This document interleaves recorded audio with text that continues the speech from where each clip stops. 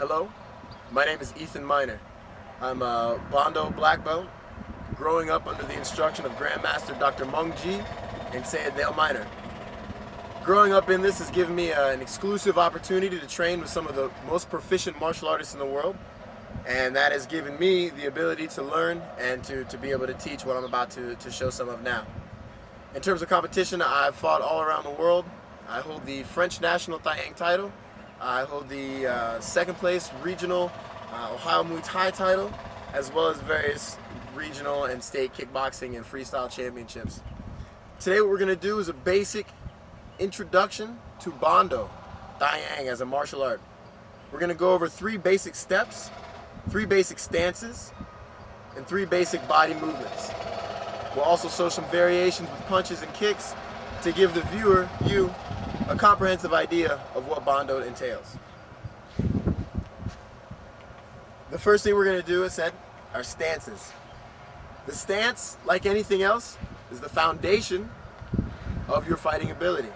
If you do not have a proper stance, then there's no way that you're going to be able to completely overwhelm or evade your opponent's attacks. There are 3 main stances that we use in Bando. They're the H, the N, and the L. The H stance is primarily used for teaching forms and kata. It is also good to teach balance, pivot, and body lock. The first stance we're going to talk about is the H stance. The H stance is executed in 3 positions: high, middle, and low. The feet are parallel and underneath the shoulders, toes facing forward. My weight is balanced 50-50 on my left and my right foot. This is the high H stance. My hands are in a ready position, and from here I can execute body pivoting maneuvers, body shifting maneuvers, twisting, rolling, and basic movement. It's executed in the high H, which is here, the medium H, which is here, and the low H, which is here. Those are the 3 basic H stances: high, medium, and low. The second stance that we're going to discuss today is the N stance. The N stance is the primary fighting stance in Bando. When one executes the N stance, your feet are again shoulder width apart with 1 foot in front, either your left or your right, depending on which you are superior at. Later on, as you train more in Bando, we train both sides evenly so they become a balanced fighter and not a southpaw or a normal fighter as you see in Western boxing. With the N stance, my left foot forward. My primary fighting stance is here. Again, both toes pointed at my opponent, my shoulders slightly angled, knees bent, weight 50-50 on my feet. High end. The middle end, slightly lower. I allow my rear leg to move back. I still maintain weight distribution at 50-50. The middle end stance allows me for slightly more mobility and faster off my front or rear foot. The final end stance is the low end stance. Low end is commonly seen in Bando animal forms, as well as accomplished middle style technicians. The low end is primarily a fast and low striking technique. My foundation allows for a high amount of mobility, never allowing my feet to cross or come together, because at this point I lose balance, my center is lost. So I maintain good width, knees bent, and equal distribution. From the high end, a common technique would be your jab. From here, my left foot's forward, and I shoot my jab. When I practice this technique, I'm going to be moving in all directions. For today's exercise, we'll be moving forward, backward, to the right, and to the left. For example, I move forward, pushing off of my rear leg, stepping with my front in an extended step. 1.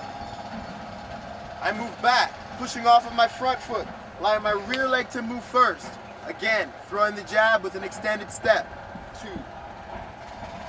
To the right side. Stepping with my right leg first, pushing off of my left leg, throwing the jab. 3.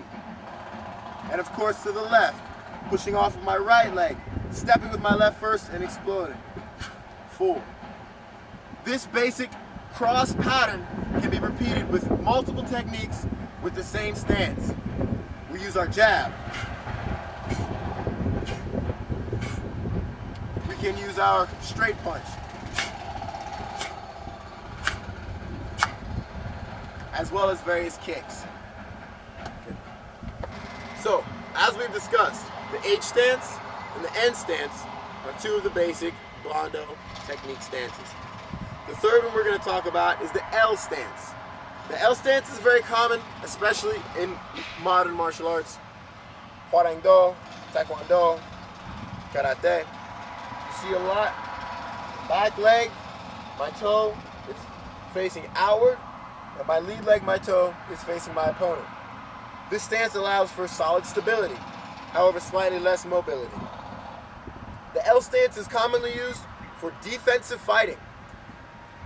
When an opponent feels they've been put on the defense, this foot changes from a firing leg to a defensive leg, allowing a little more weight on the back, but more stability in my stance. You also see the L stance in the aforementioned Bando animal forms. There are 9 Bando animals. Out of those 9, you'll find a variation of the L stance in every one. Some techniques from the L stance are similar to those of the N stance. However, because the foot is out and our mobility is lessened, we have to use our wider, stronger base to increase our power. Defensively, my L stance allows for double bar block,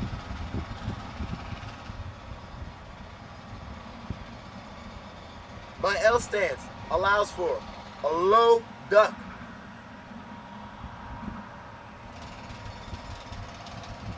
my L stance also allows for a hard push off of my rear foot for a powerful frontal technique, using either an extended or a full step, as in a front kick,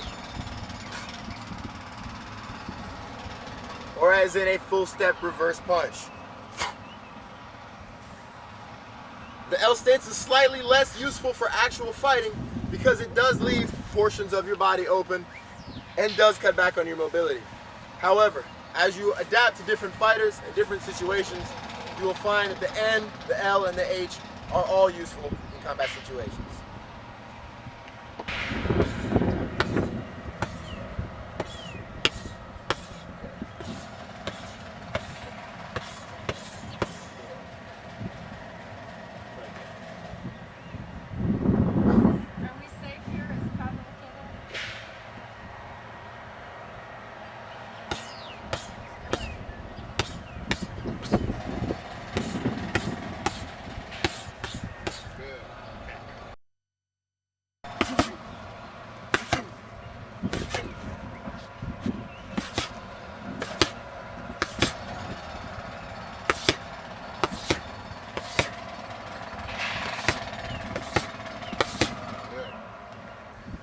It's been said for a long time that the best defense is a good offense. This may be true, however, it's also a good idea to not be there. This is something commonly found in the Bando system. It's known as evasion. Evasion is found in the lowest to the very, very highest levels of Bando. What we're going to show you today are two of the most basic evasion steps: the swing step, also known as a C step, and a skate step. Both will be introduced with the left foot forward. We'll explain the purpose, the timing, and follow-up techniques.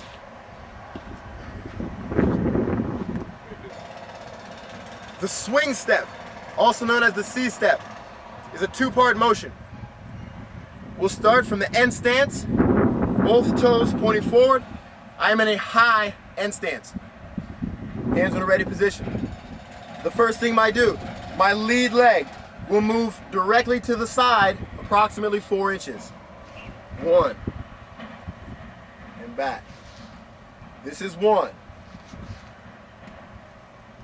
And now, from where the step gets its name, the C, or the swing.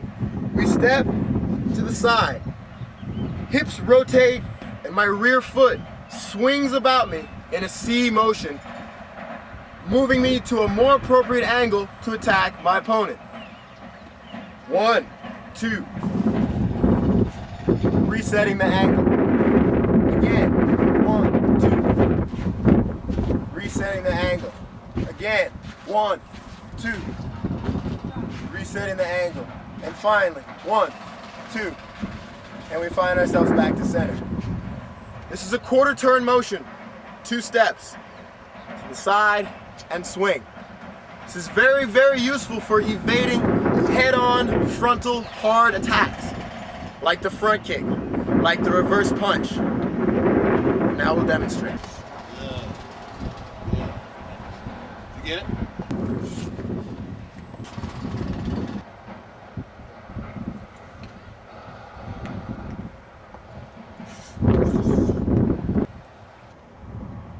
In Bando, we use the combat aerobic warm-up as a way to warm our bodies up and prepare for training or for combat.